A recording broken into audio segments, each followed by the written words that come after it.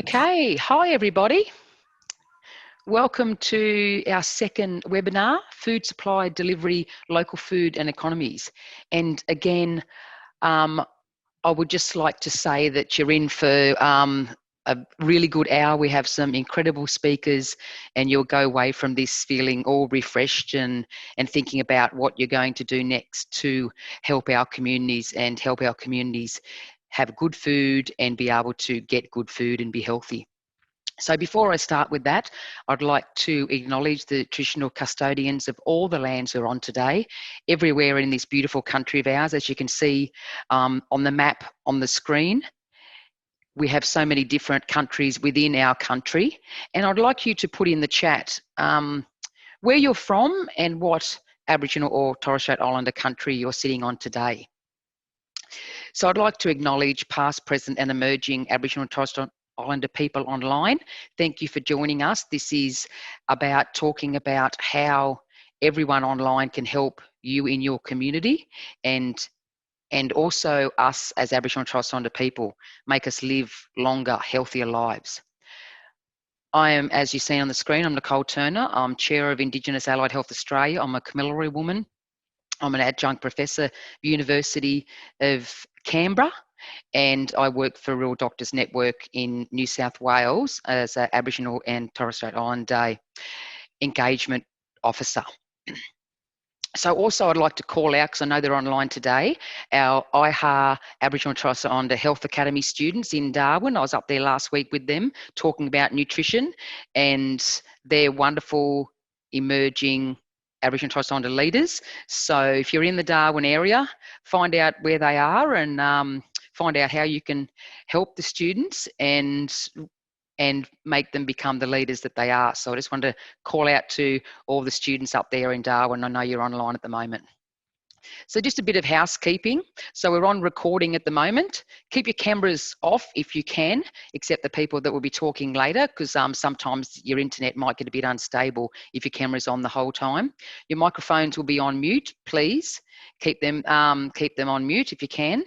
There'll be Q&A time later on, but if you can put all your questions in the chat, and there's someone monitoring the chat as we go along, and hopefully we'll have time at the end to get to that. And also, if you don't want to put anything anything in the chat, it can go through Julie Brimbleco. Most people online might know Julie, and it will be she will ask the questions at the end in the chat also. So a bit of the structure of today. We've got a lot to fit in the next hour. So the structure for today's welcome and housekeeping that I've done. Theme one will be a bit of reflection on the last theme that we had last week, and I know a lot of people online were involved in last week. And then we have showcasing of some of the stories we've got, and you'll be blown away, as I always am, with these wonderful stories from our community members. Interview with community leaders and academic online here that we'll have later. A presentation on food supply. And then, as I said at the end, there'll be questions and answers in the panel. So we've also got Zara online, and Zara's a graphic recorder. So Zara did this for us last time, and it's amazing. I don't know if anyone's had anything to do with graphic recording. So while we're talking, Zara, very, very wonderful and talented young woman as she is, she'll get online here and do all this and make it very visual for us, which I love. And this is from our last one, but she will be doing it in this one, and you'll be able to see her online as she goes along and does it all. So as we talk and as the presenters talk, she'll be putting it all in there. So thanks for that. I'll give you a bit of reflection on our last session we had, which was last week, like I said, and some of the take-home messages that we had, and around stores and takeaways providing employment opportunities, which is really important. We know there's not a lot of high employment opportunities in our community, so it's really important that we have those opportunities.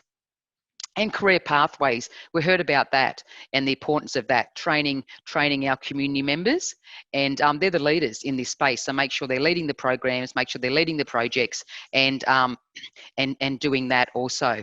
And strong people, our community members are very strong people, and they want to give back to their community. So what it is to give it back to the communities. And stores and social enterprise, where profits go back into supporting the community and ensuring a quality, affordable food supply. Many different operators and challenge environments for store businesses to operate within. Um, sorry about the background noise. My mum just got here with a dog, so we're trying to handle that at the moment. Many different operators, and like I said, the challenging environments for store businesses. Many communities own their own stores through a corporation and board of directors. Store directors are making important policies for the store businesses, such as the Arnhem Land Progress Aboriginal Corporation as a recognised connection between food and health. So this is all what it's about. How do we link food and health together? How do we make sure there's opportunities for people, employment for people, career pathways, leadership? How does this all work? So this is what the main focus of these next few webinars, and looking at how we bring all that together. So we're going to look at also good stories, and this is really, really important for us to have a look what's happening out there. I know a lot of you mightn't have been to the Northern Territory before, and I spent a lot of time in the Northern Territory in the last week. I was up with the students, as I said, in Darwin, then I went out to Catherine and went to the Barunga Festival. And it's really important to know what's happening in community and how community are doing so much work. So this is what's happening, a few short films. In each one of our webinars, we're doing 4 short films and looking at what's happening out there.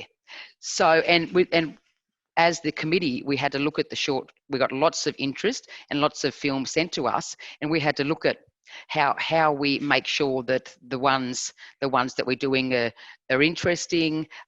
Looking at what's happening in remote stores, takeaways, well-established programs related to the store and takeaway, evidence of community involvement, aim to improve access to health, affordable food.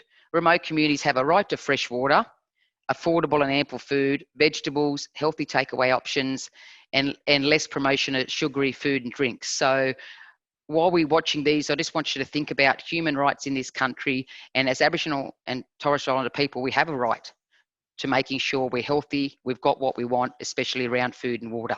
So we'll put the films on now, and I hope you enjoy them. Thank you.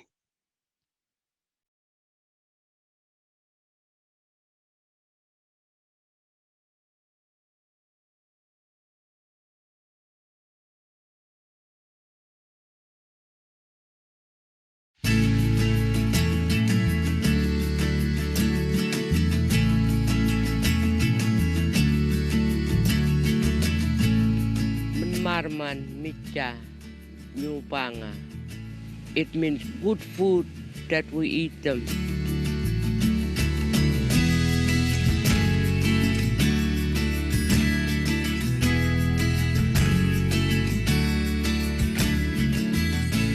The Wild Foods Initiative came out of the fact that we live in a really remote location. So when we look at trying to develop an enterprise, we're looking at what's available on the land to us.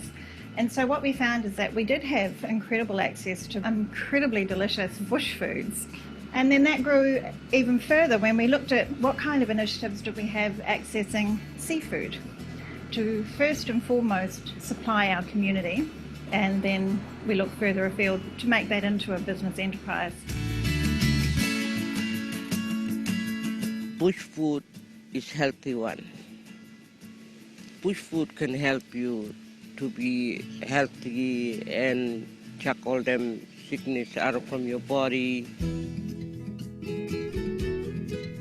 All those seafood among us for thousands of years, and we still live on our traditional food, healthy food for us.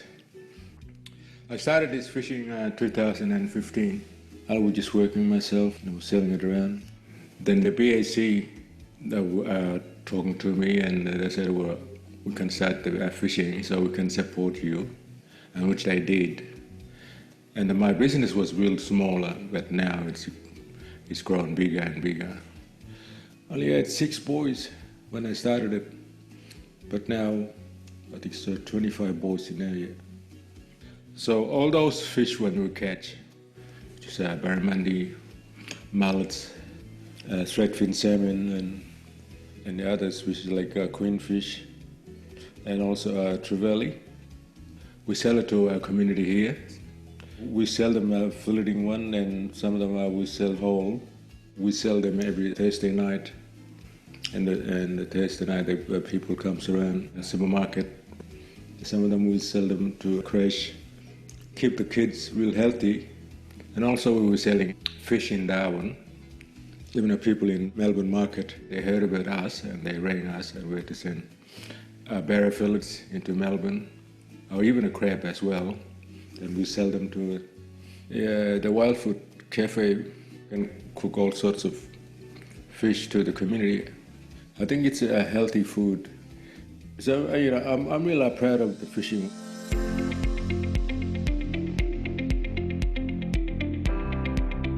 Maningrida Wild Food sources a number of different bush foods. So the harvesting team run by Leland and Badger from the nursery harvests across the year. So as things come into season, they get out and harvest them. Some of these are sold within community and others are sold to restaurants around Australia. The Maningrida Wild Foods programs allows people out on homelands to make a little bit extra money as well. So when something's in season, people get out and harvest and they'll bring it in and we can purchase it off them. Yeah, my name is Tina Cooper and I've been in nursery maybe 12 months. I'm enjoying doing it. It's make me feel good and healthy to look around. There's all that bush food. Sometimes I grab them, use as a bush medicine. Green ant. I had flu and I was coughing a lot, but he made me that one better. This is white bush apple. You eat, your vein is stretched. If you have your vein blocked or something, blood got stopped, this one can make you walk everywhere. This one can make you better because it's vitamin C. It's good if you had stroke or you can eat that one and it'll stop you getting cramp and all that. It can stop you straight out. Billy goat plum, it's good for when you're feeling paining or feeling sick. If you're on high blood pressure or diabetes or all that, it can help you. They got a high vitamin C. That's why we made this spice. When we made spice mix, we gonna get them plum, mix it with salt, bit of chili, and these ingredients. I used to get pain sometimes and take this one. It's all around the world and people love to buy it. They use it in cafe. People like local people here in Maningrida, they buy it and they love it. I guess one of the benefits of the Maningrida Wild Foods program is that it focuses on strengths that the community already has. So by taking a strengths-based approach, we're able to provide employment and economic opportunity as well as nutritional outcomes through activities such as fishing, bush food collection, which people are extremely skilled at already. One of the biggest things that can be done to support Indigenous enterprise is support throughout Australia. So the more fish and crabs and spice mix and other bush foods we can sell in other places of Australia, it allows us to continue doing what we're doing within community. I want to take girls or boys looking for bush food, harvesting, all that. That's what they want. Pass all that little bit of knowledge to them so they will know. And we're enjoying our exercise. And it's good. And sometimes we dance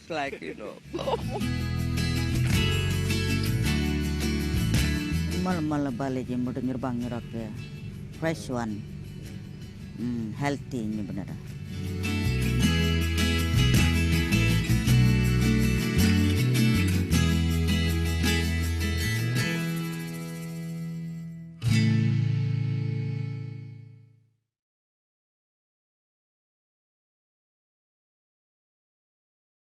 Good food. Good makan.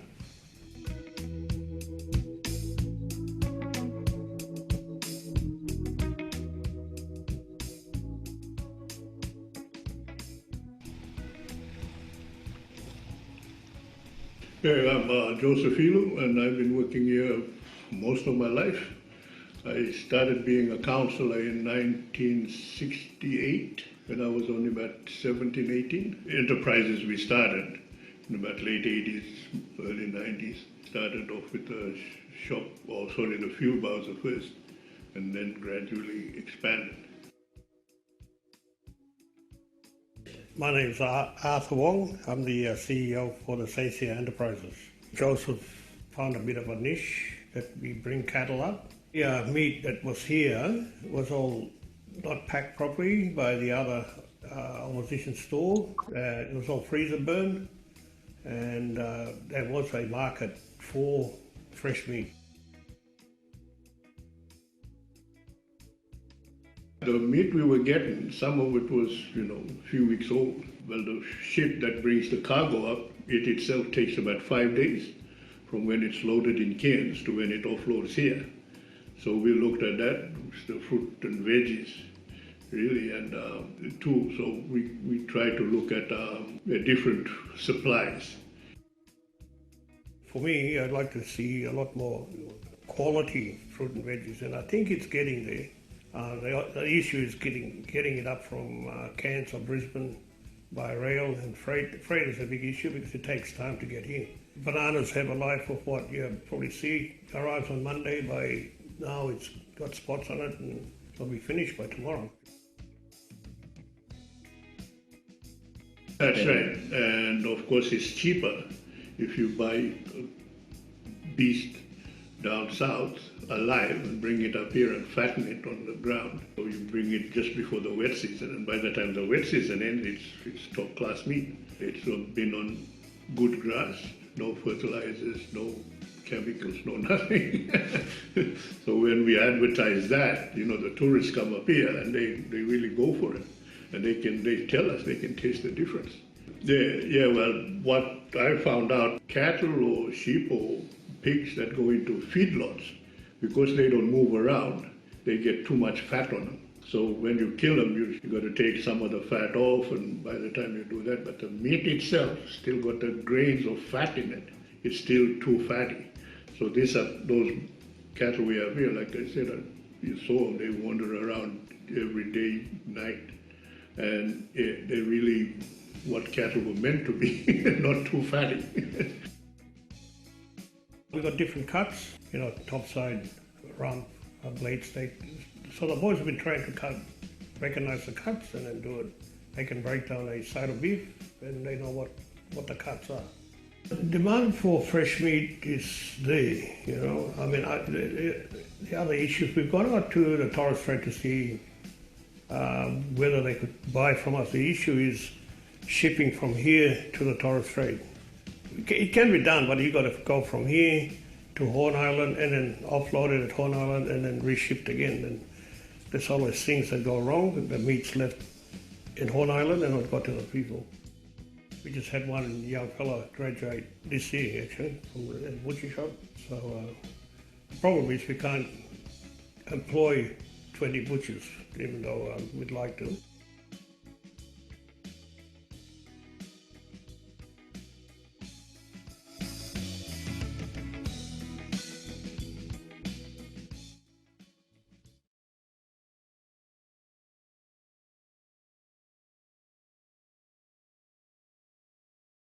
Good malam that meant good story. And mun malabalaji, that meant that's a good food.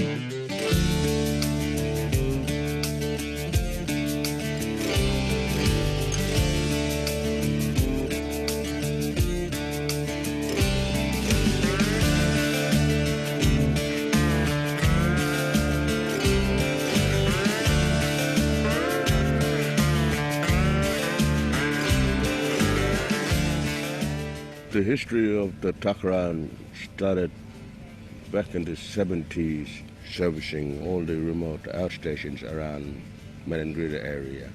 It is an important service that BAC has provided for the homelands, because some families, they wanted to stay in their homelands to look after their country instead of coming in and overcrowding the accommodation in Maningrida.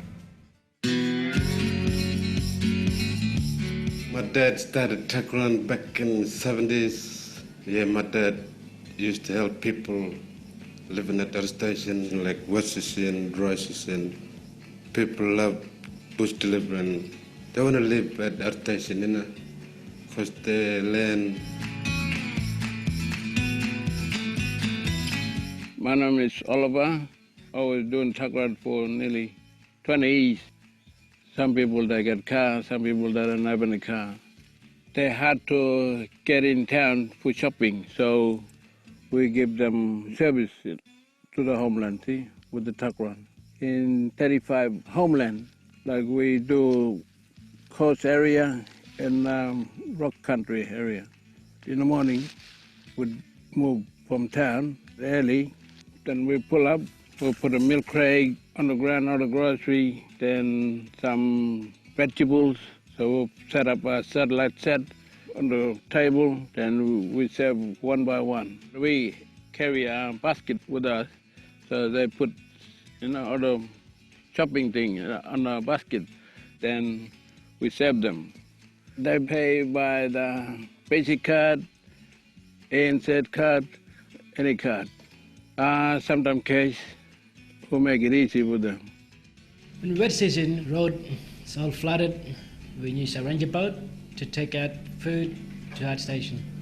Like Liverpool River flood and Blast River flood, so everything we can put them in a box so we can deliver it on the plane or on the boat. Helping people in living in our station.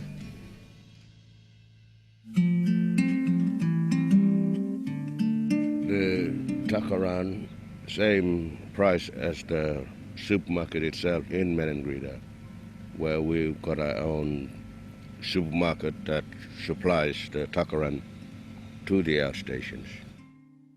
When BAC was established, one of the things that is at the very heart of BAC is ensuring that people had a right to live on their homelands.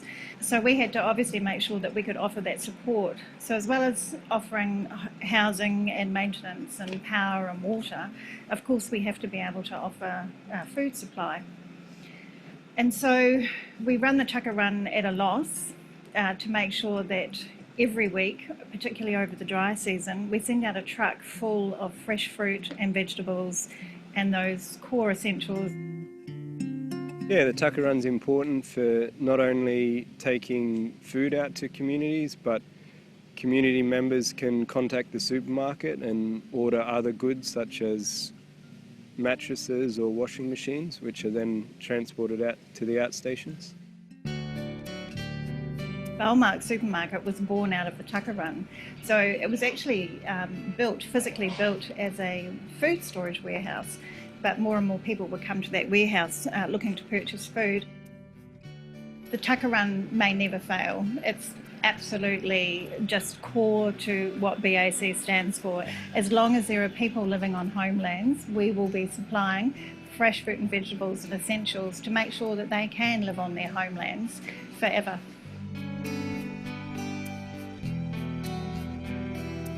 So at the moment, the Takran operates with alternating cars. So during the week, our mechanics can fix up one car if anything went wrong, and then next week they can run off the other car. So for us out here with the rough road conditions, I think one of the challenges is keeping cars on the road all the time. To my knowledge, in other communities, Takran has been stopped, just only here in Maningrida.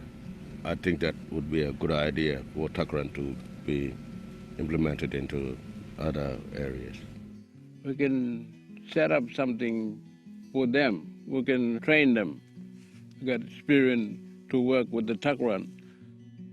I try to train young people to work with me, but they, on and off, young people, they should come and learn about doing a tuck run. Lots of fun. So they come with us, then we can show them how to use some satellite airports or anything, But a big job and hard job, an important job.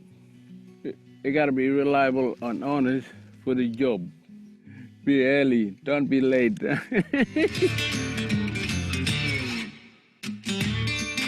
I think the rule's getting hard and hard, but we Aboriginal people, we ought to help our people. I want to see the tuck run to continue and grow as well. Kamak manme, kamak kunwok manme nuye.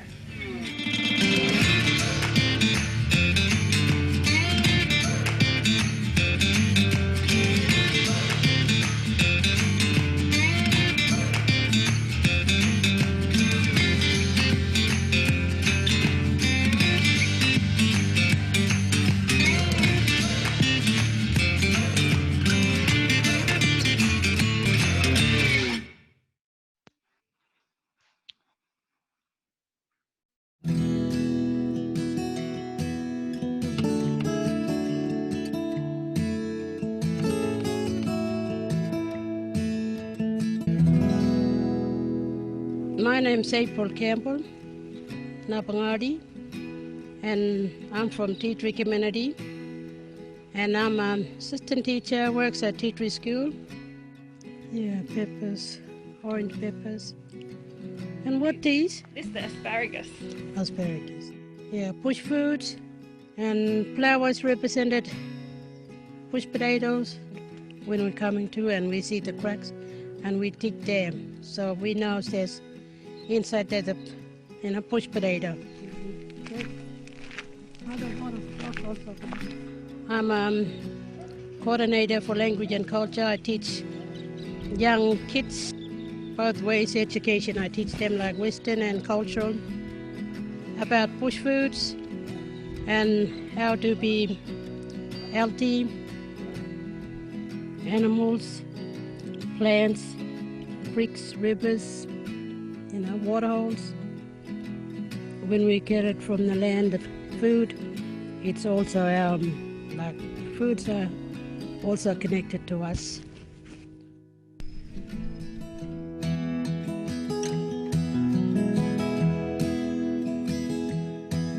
Hi, I'm Danielle Rosley. I'm here at Tea Tree CRC Church in Tea Tree in Central Australia. So yeah, one of the first things that we noticed when we first came here was the cost of fruit and vegetables, and a lot of groceries was very high. But we weren't selling very much fruit and vegetables or even meat. And we were selling a lot of black and gold meat pies and Coke. So I know for us in our stores, all of our food is air fried. We don't do any deep fry. Then we dropped our diet and Coke Zeros to $2. So we do small things like that to encourage people to take the healthier option.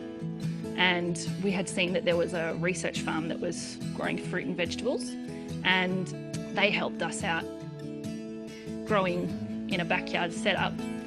That is just whatever's being produced here, just subsidises what we're providing in the store.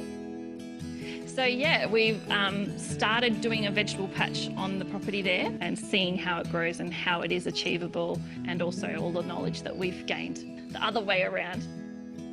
We've really definitely seen the benefit of that with people's buying patterns in store.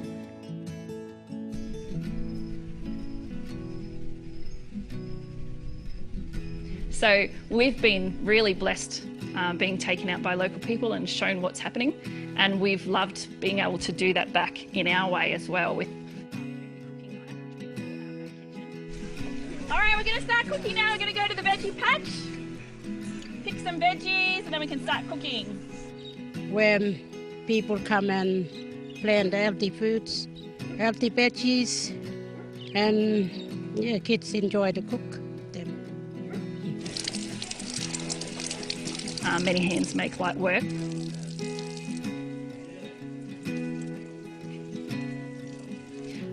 We've got the Sugar Sisters, got the Jimmy Little Good Tucker Foundation. We've also got a men's health organisation. Whenever the nutritionists are in town, they'll come across and share recipe books with us and ideas. School kids collaborated as well and made little healthy food labels. So there's lots of work that's been done on lots of different levels, and it's been really good.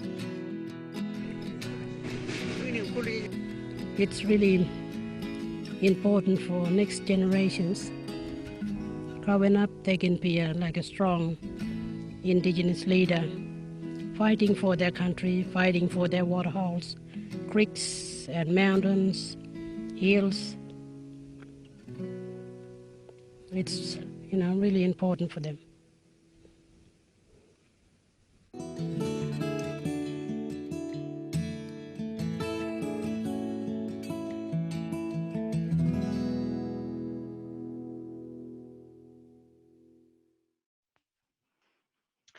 Wonderful. So thank you everyone for those videos. I'm always inspired so much by the videos, the innovation, watching our Indigenous people of this country work on community, help community, make sure that our communities looked after, especially around food.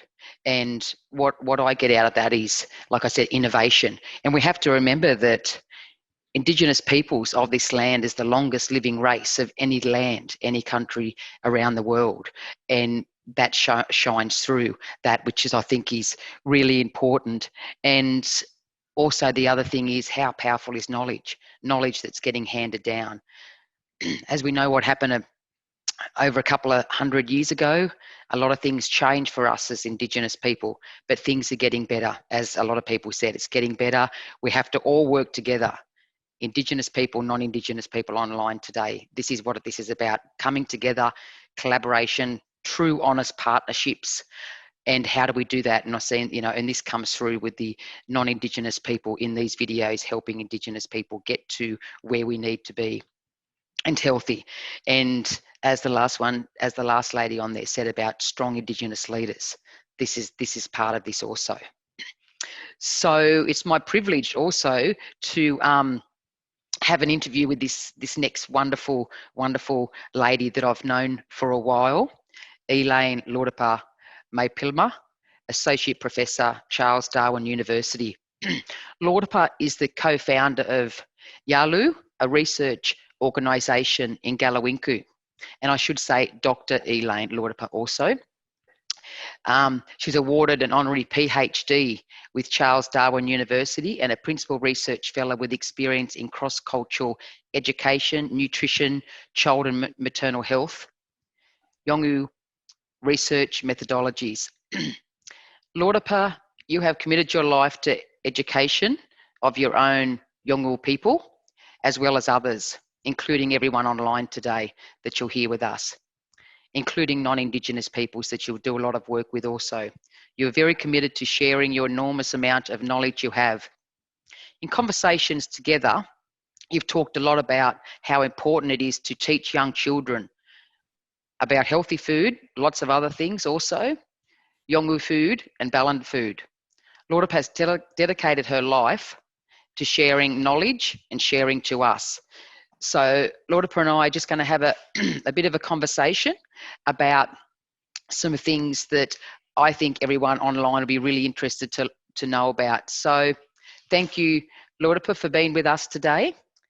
The first one is, can you tell us about the season, what season it is now, and a bit about the different seasons that you have at Galawinku, and what food are you eating now?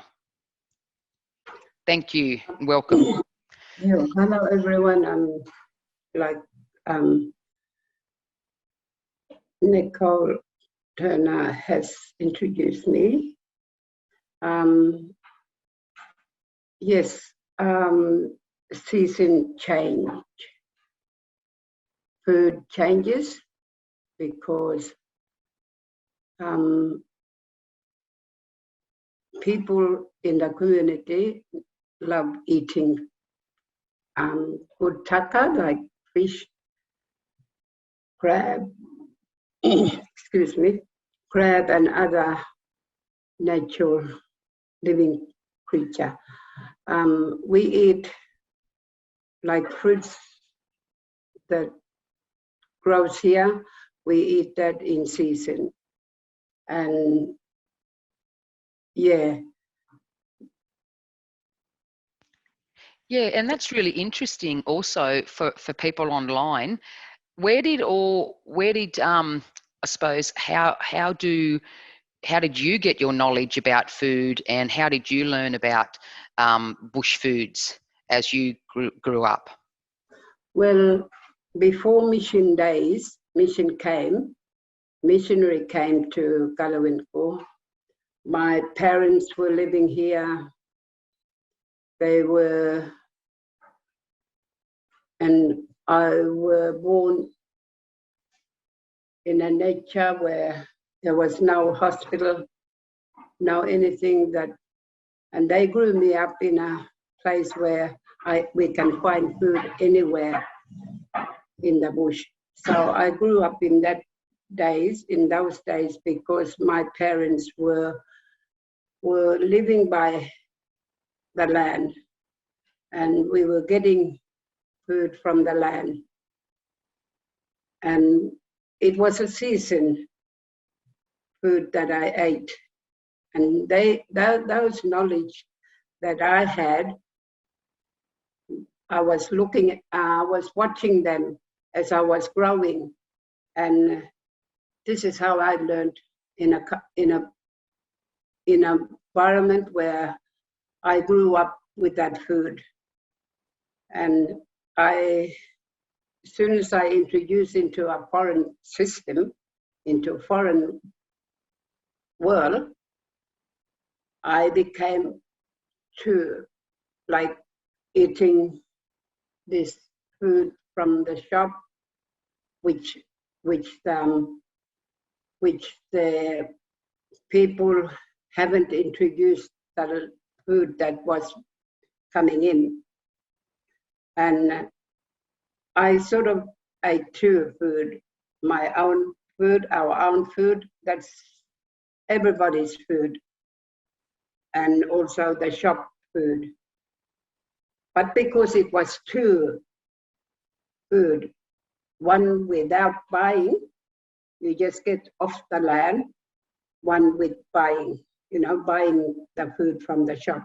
Sorry to make it long, but I just want to follow up that question to make it clear. Yeah.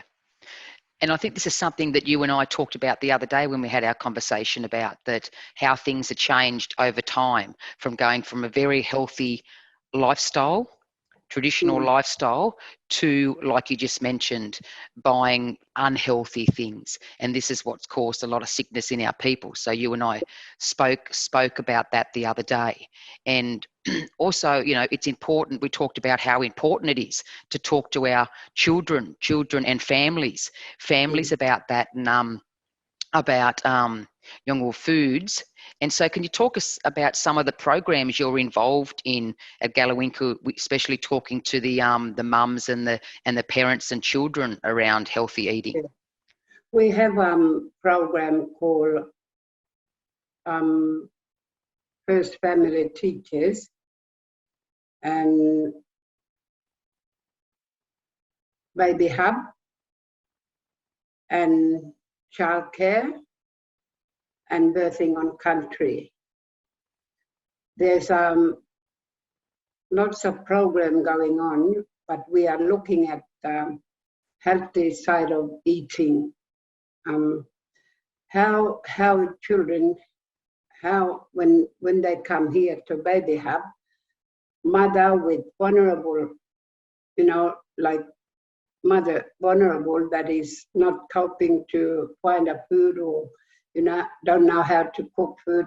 There's a place where they can make their food, cook their food, but a healthy one. Every Friday we have to go out with all those children's mom with pregnant ladies. We go out and take them, because that's where we can learn from going out and talk about things, how we can eat good taka, and which one is a good food that mom would take for the babies. So we have a lots of program that we run here. Because tomorrow we're going out for 2 nights with young girls and mom with pregnant. So we are going to introduce that taka that we get every season. We're talking about that, but I'll be taking photo.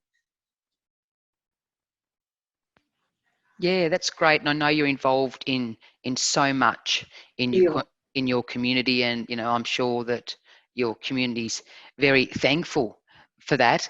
And I think we talked about also making sure that when we non-Indigenous nutritionists or non-Indigenous Balanda people are coming into your community that they need to know also, and they need to know how to engage and talk to people and know what's going on in the community. I think that we spoke about that, didn't we? Of what do you think what else is needed for Balanda people coming into your community and making sure that they're ready to come in and talk about nutrition, mainly, Laudapa?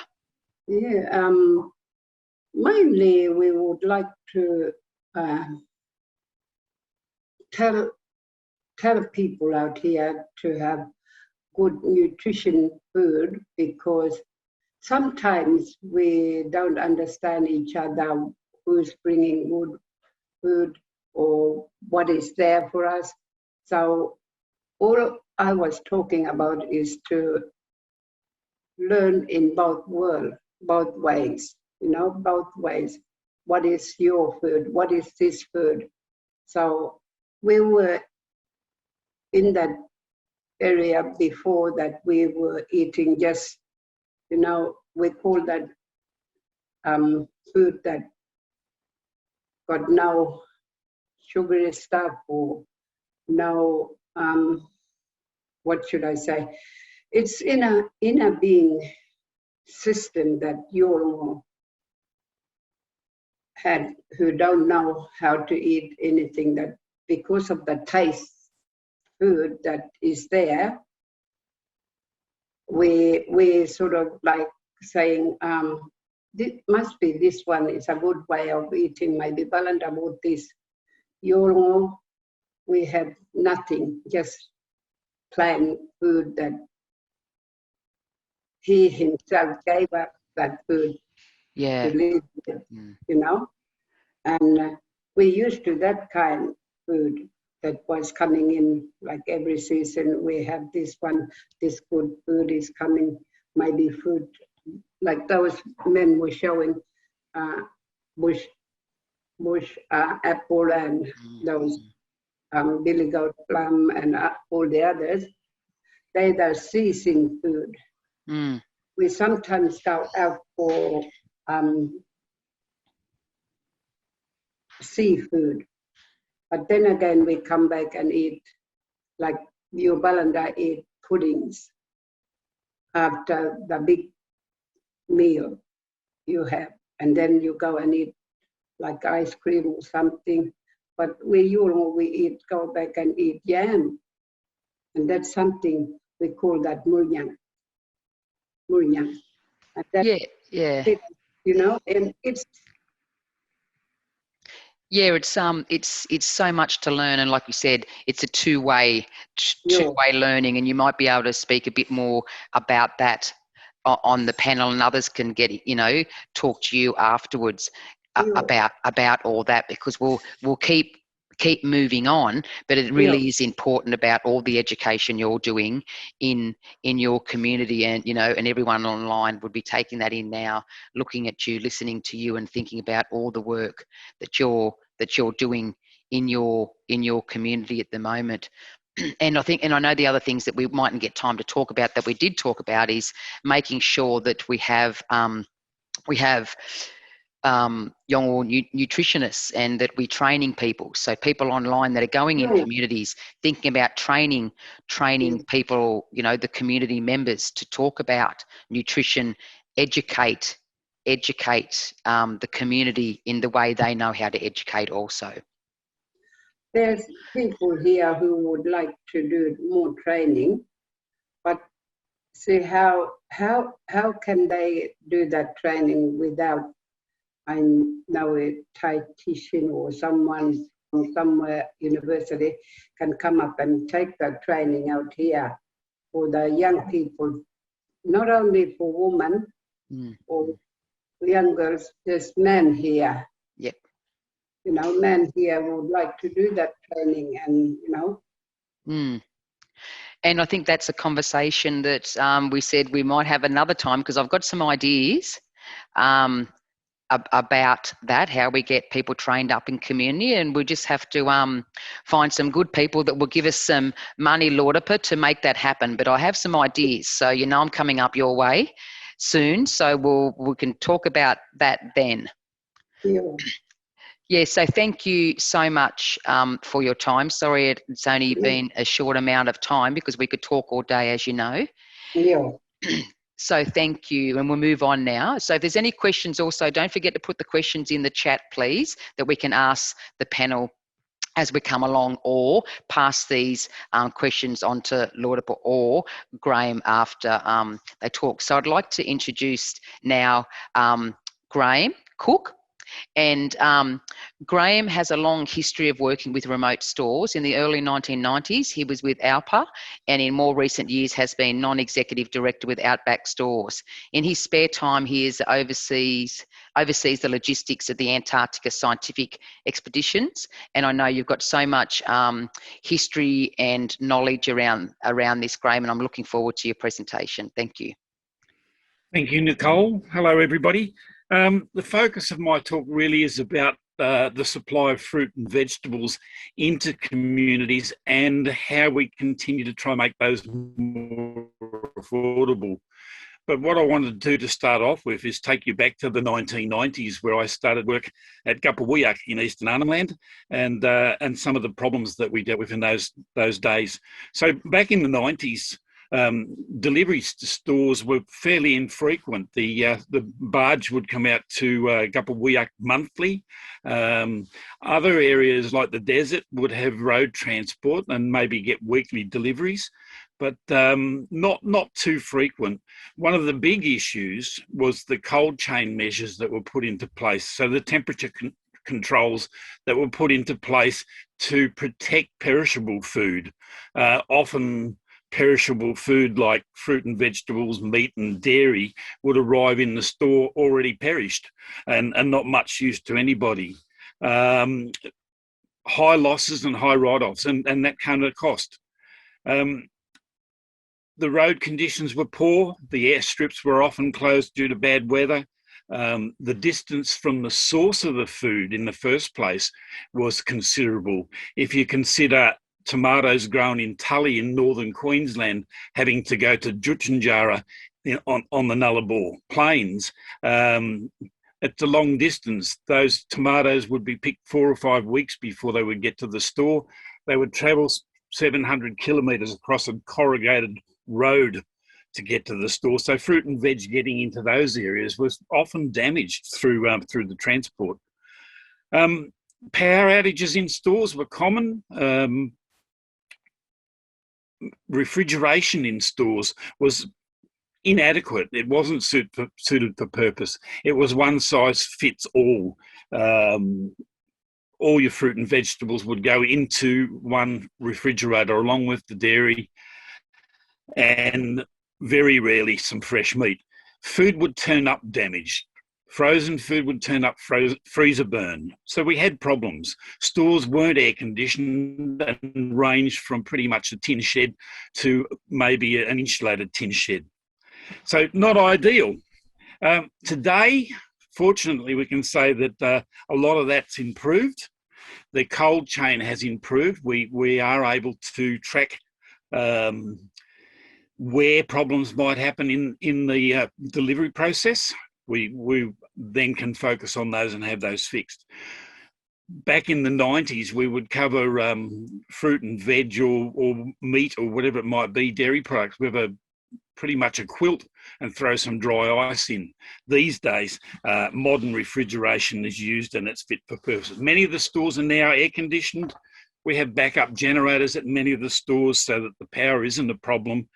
And the roads, thankfully, have been improved over time. Still a lot of problems, but if we look at the major roads like the Tanami track or the Arnhem Highway, we find that they have improved. The frequency of deliveries has improved as well. So Gupperwiak now gets weekly delivery rather than a monthly delivery.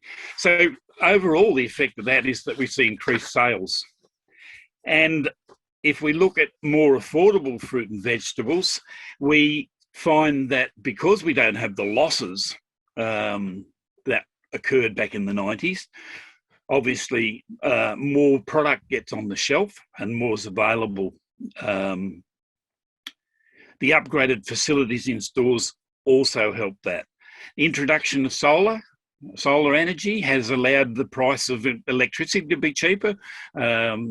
So saving money on electricity can be passed on to the cost of fruit and veg and other products. These days we have a better relationship with suppliers. They better understand the needs of communities and the problems involved with getting product to communities, and they've upgraded their facilities as well to allow for that. An important thing to talk about is an initiative that ALPA, Arnhem Land Progress Association, came up with back in the 90s.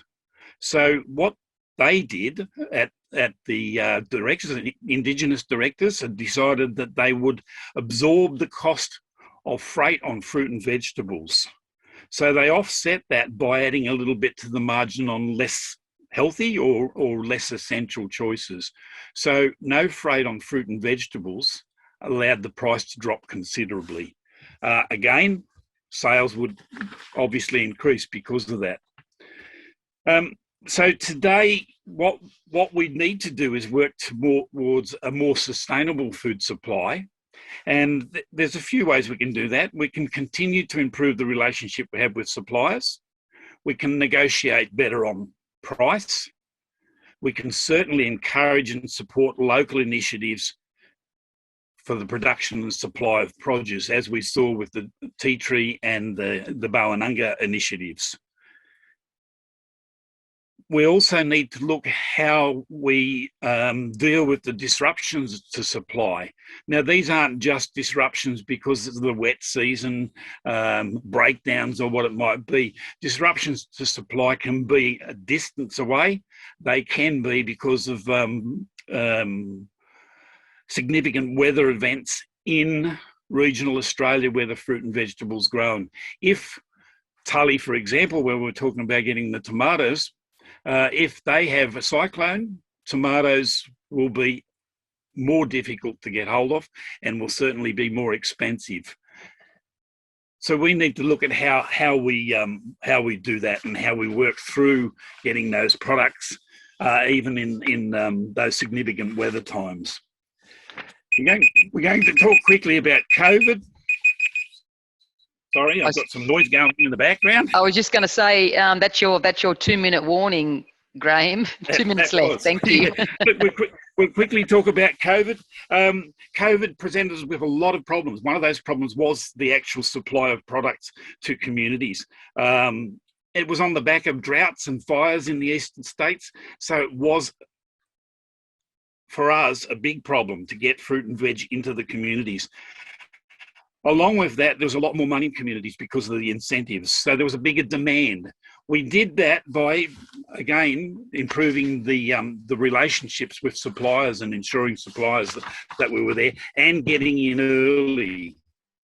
So that's quickly on COVID. What we need to do in the future is continue to look at affordability and look at what competition there is in communities on the needs of people.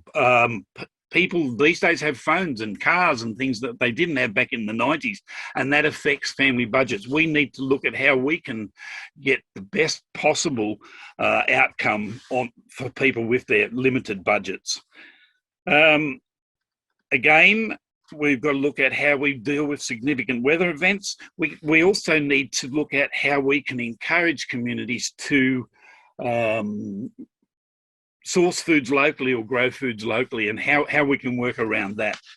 So just to finish up, a couple of key asks, either from government or from everybody, is that we need to continue to improve that access so that fruit and veg and food in general gets into communities in good condition and timely. We need assistance, and the government is doing this and doing it very well. Assistance where required to modernise the facilities and the equipment, not just in the communities, but regionally in places like Alice Springs, where the transport hubs are.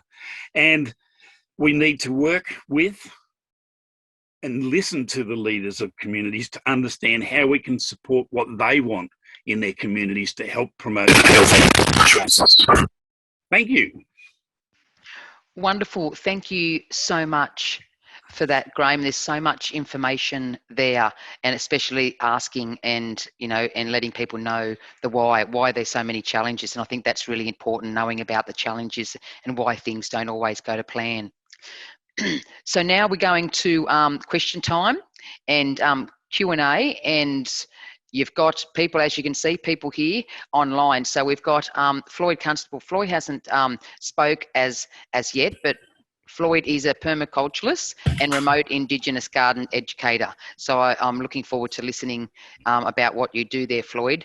Ingrid, as we heard Ingrid on the video, Wayne was on the video, Laudipa and Graham. So please put in your questions. I've got a couple here that I will start with before I know we're going to go over time again. So I don't know if I'm a good chair or a bad chair, but I seem to go over time all the time because I like to put in my little 5 cents worth, what I like to see and what I think. So Floyd, I might start off with a question for you. So far we've heard how important for a secure food future that transportation delivery systems to remote communities are improved, and for there to be sustainable power sources. Also that continued access to traditional bush foods is vital.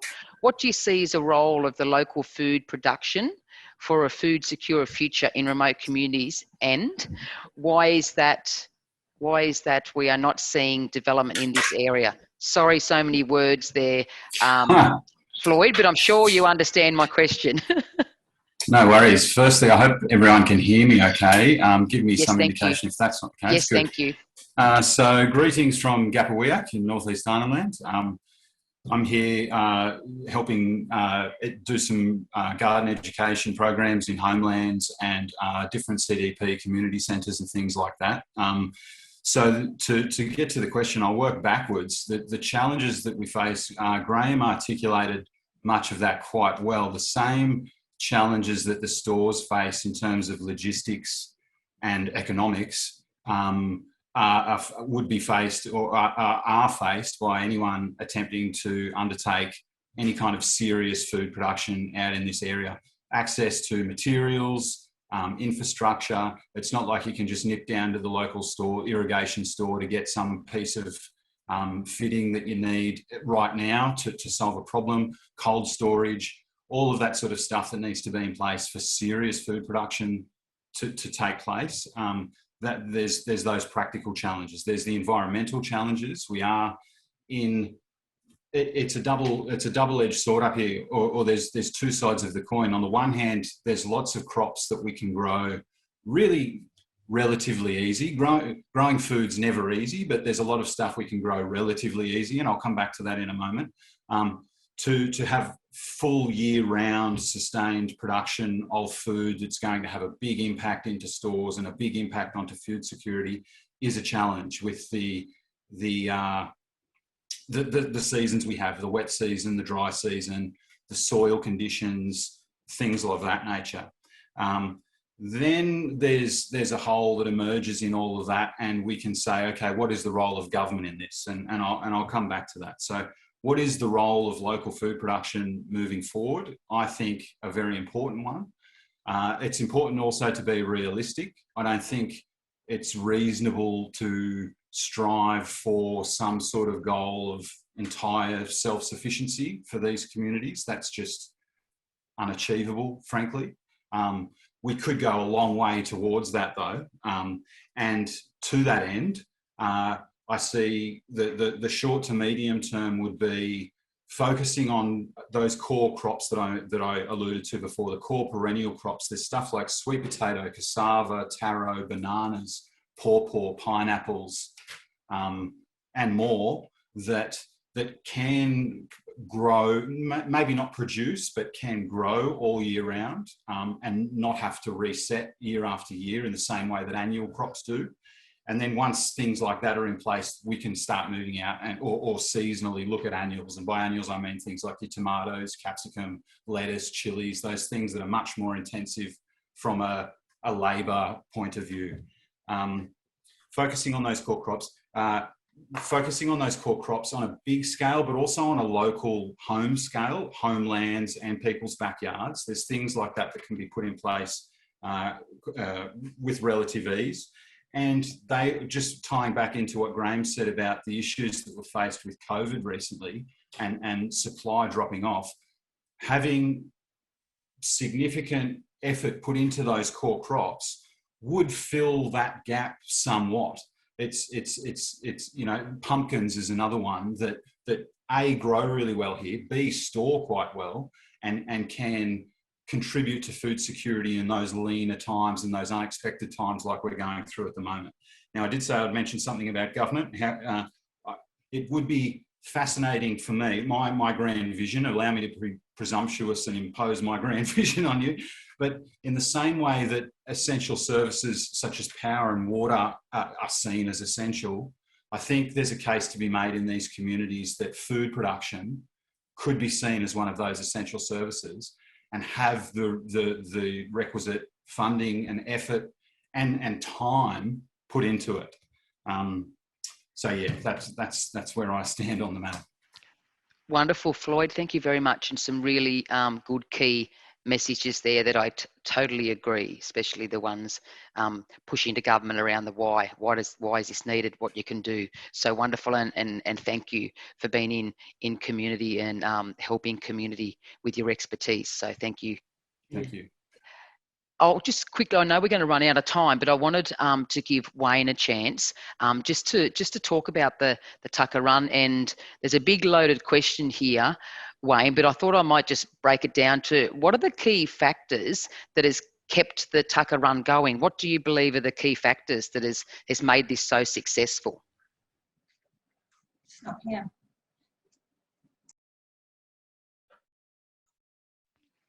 Is he not online? Is Ingrid there still? Sorry, we're just having slight technical difficulties. Did you hear my question? Can you try again? Oh, yes, no worries. It was a big question, but I've cut it down, Wayne. To what are the main key factors that's kept the service going? What do you believe? Why has this been so successful? Because I can see it's very successful in what you've done, and I'm sure you're helping so many people. What do you think is again, why has it been so successful? Well, we are trying to get our people back to their homelands where they can look after their own country and everything that's around in their homelands, because we don't like our people coming into Melangrida because of overcrowding and the other thing is that we have problems with medical reasons and all sorts of medical issues in the township of Melangrida. That's why we want to try and send our own people, our families, back to their own homeland where they could be, be safe and live on healthy lifestyle on to hunting and gathering food on a everyday activity like which what we do in our homelands instead of living in Melangrida.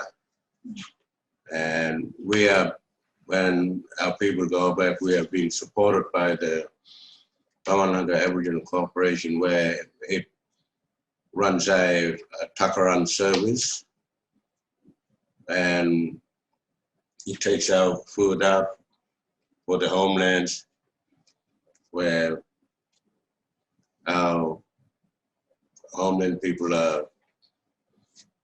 get their food on the Takaran, where they buy it with their activity payment or basic card payment, where they wouldn't have to spend a lot on other food that where they don't want to eat. So what the Takaran provide is taking fresh food, vegetables, and fresh meat, and all that, and mostly food that people like to buy. Wonderful. Thank you for that, because it's really important. You know, we always hear about we need to keep our people on country. So when you said that, that was really important, because there's so many things for our mind, our body, our spirit, all those things, how important it is to keep our people on country. And we know it's so much healthier for our people to be on country. So thank you very much. Unfortunately, we've ran out of time, but I'd just like to thank all the speakers, the panel, the speakers that have been on today. And it's just been so incredible for me. I've learnt so much. You think you know a fair bit till something, you watch webinars like this, and it has just been absolutely incredible. But I couldn't do it without having all the group that you just seen on the screen there, our wonderful committee, our working group people, so many people involved in bringing this forward. Especially I'd like to acknowledge Stacey Holden. Stacey brings all this together with other people, but and Julie Brimbuko, who's online also, but everyone else that's been involved in doing these. And our next one is tomorrow.